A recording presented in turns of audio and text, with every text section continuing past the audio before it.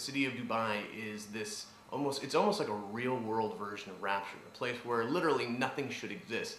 And these men with just the power and the means came in and said, I want to build anything that my imagination can come up with.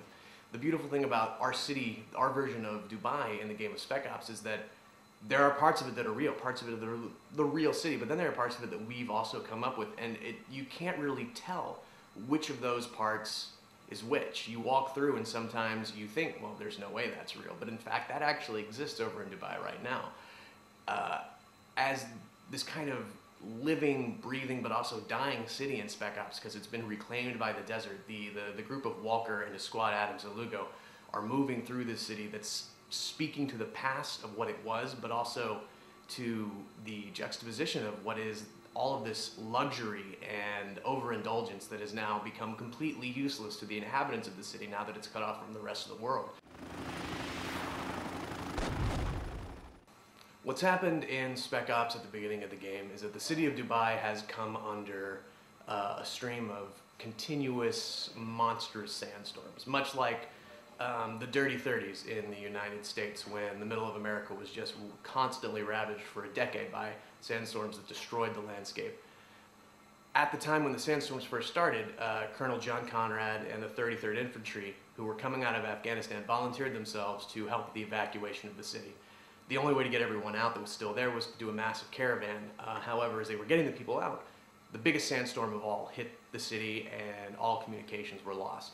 A permanent storm system settled over the city so that where you couldn't see it from outside of the storm, and the UAE named the city a no man's land in hopes of stopping any kind of looting. However, that's about 6 months prior to when the game has started. 2 weeks prior, the Department of Defense picks up a mysterious radio signal that has somehow made its way outside of the storm wall, and it sounds like it's Colonel John Conrad calling for help. And so you, Commander Walker, commander of this three-man Delta recon squad, is sent in to infiltrate the city in an attempt to find any survivors, and if you do, to immediately leave and radio for command so they can send in an evac team.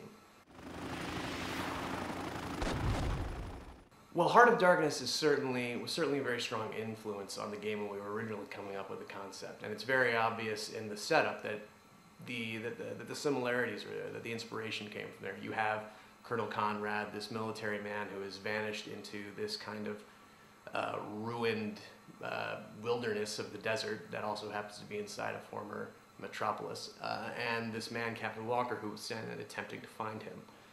However, as you get your hands on the game and you start to get through the world, you see very clearly that the two stories very quickly diverge from each other. Whereas Heart of Darkness was a story about learning more and more about Kurtz, Spec Ops The Line is a story about learning about Captain Walker and the two men in his squad, Lieutenant Adams and Sergeant Lugo. This has always been a story about what happens to good men when they're put in an increasingly bad situation, and how these three people begin to split apart, going on their own personal emotional journeys as they attempt to deal with the things that they are coming into contact with and the things that they are having to do in their attempt to save the people still trapped inside this city. There have been a lot more inspirations. Mine just personally includes the film Jacob's Ladder, the film Spider by David Cronenberg, many other films along those lines. I mean, everyone on the team has been inspired by all of their things that they have personally brought into the project. These moral decisions, they grow organically out of the moment, out of the narrative situation that the player finds himself in. If anything, it's more like a moral tableau. You have something that sometimes is playing out before you, and you're able to study it for a bit, maybe think, well, these are the different choices that I have, because we're not going to tell you all the time what the choices are that you have. And also maybe think, well, what are the consequences going to be? Because the consequences aren't going to be, well, if I make this choice, I get a better gun, or I make this choice and hey, I get some faction points. The consequences are entirely inside of you.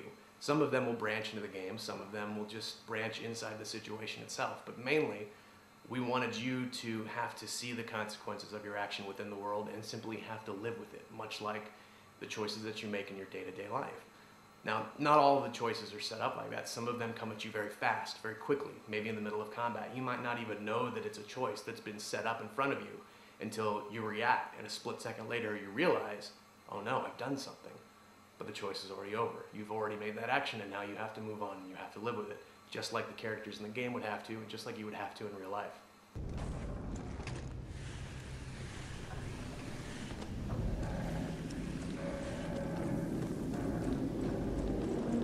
God damn.